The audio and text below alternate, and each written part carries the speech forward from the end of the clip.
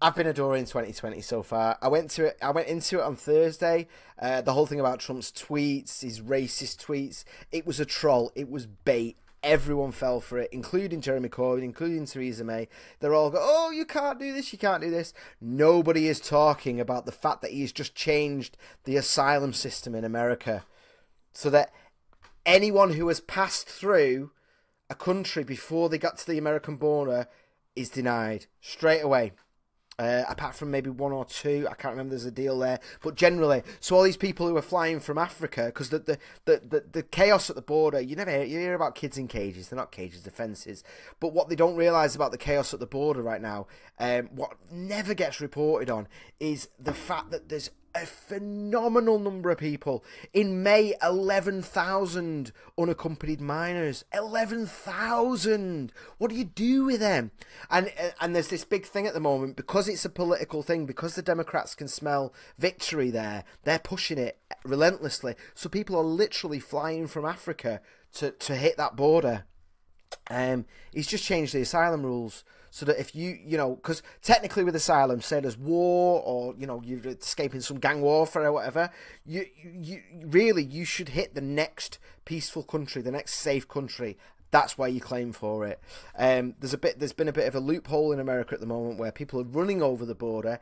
If they get caught, they then go asylum, asylum, and there's a thing there where they had to recognise it. Whereas they're getting rid of that now, and they're like, well, if you legitimately want asylum, present at an official border crossing, So they're trying to get rid of that, but they couldn't get rid of that, so obviously we need the wall, or they need the wall. That's not happening. So they all end up in these fucking camps. And then Cortez, Crazy Eyes, and Ilan block money for it that would help, block humanitarian aid that would help these people. Because that's the problem at the moment. There's so many of them. There's just a phenomenal number of them coming through. Hundreds of thousands, relentlessly. You've got to do something whilst you process them. They've got to go somewhere.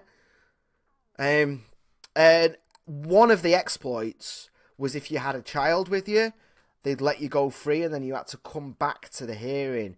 But genetic testing has found that 1/3 of the kids that are in the actual centres, 1/3 are not related to the people claiming to be the parents. 1/3.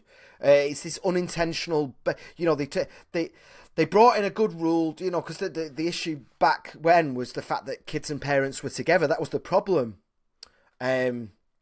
They were like, it's inhumane, you can't put kids in prison like that. So they said, okay, well, we'll let them go free. And now we've got a problem where, because they brought that rule in to try and help the situation, it created a reward for human trafficking.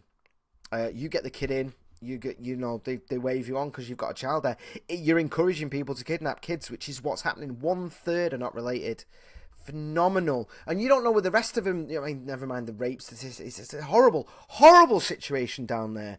And in order for Trump to bring in this new rule that says if you've crossed from another country, so essentially if you crossed into Mexico and you didn't claim asylum there, then we're not having you, because that's the rule. You're looking for asylum. You should have gone there.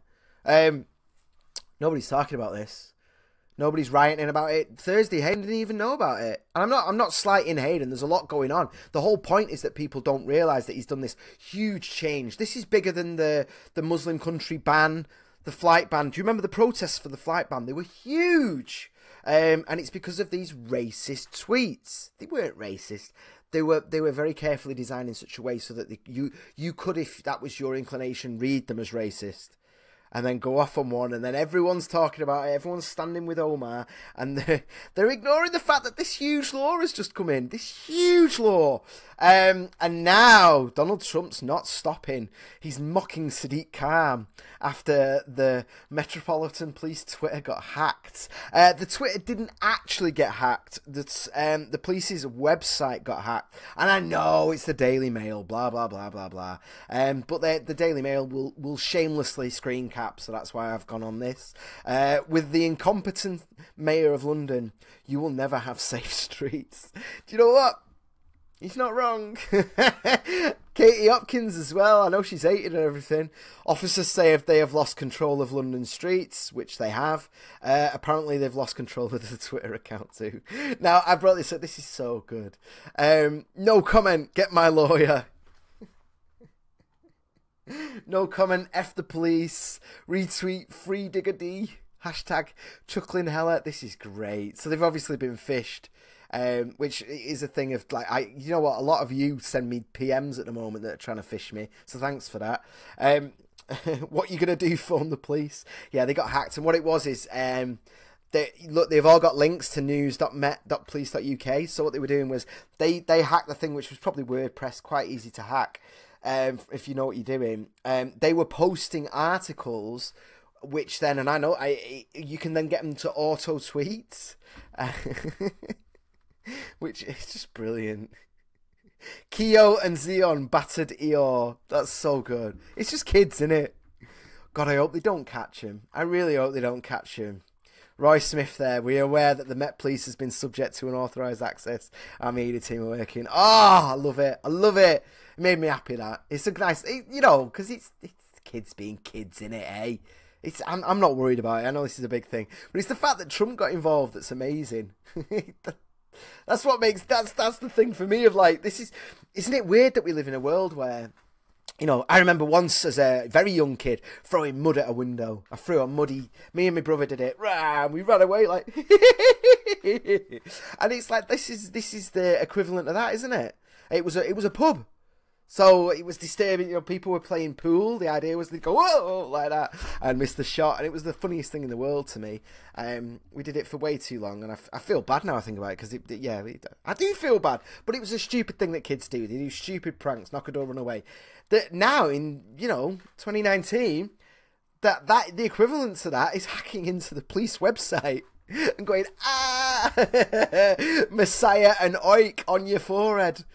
Xeon is harmless and a beg. That's the equivalent. And now, like, instead of it just being a thing that's forgotten, and I feel bad now I think about the pub. I remember him outside, like, cleaning the window with a stick and all, with the squidgy thing. God, I feel awful. What a wet bugger. It doesn't matter now. Nobody cares. But yeah, this is the thing now where Donald Trump's the president of the United States is focusing attention on your prank, on your troll. It's crazy. Absolutely crazy. Carla said Trump is right about... Yeah, it's the same all over, man. I mean, I'm waiting. I can't believe we've not had riots. I can't believe we've not had mass things. There aren't enough police. You call the police now, and there's a fair chance they won't arrive. It's happened to me. It's happened to my neighbours. You just call them and you tell them about things, and nobody comes. I remember seeing kids going around, like a gang going around trying the windows of all around all the area here. I could see him trying to break in, and I'm not going out to a gang of kids like that. No. And obviously, we're not allowed to really defend ourselves. So weapons, threatening, all that's out of the question, because it'd fall on me in terms of responsibility. So I phoned the police. Obviously, nobody came. Nobody. My mate bike got robbed that night. Still, nobody visited.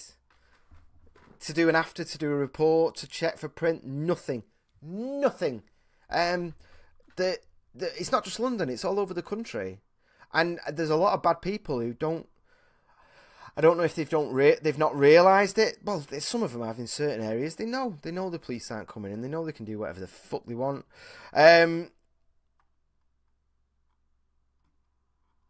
Sadiq can't. Right.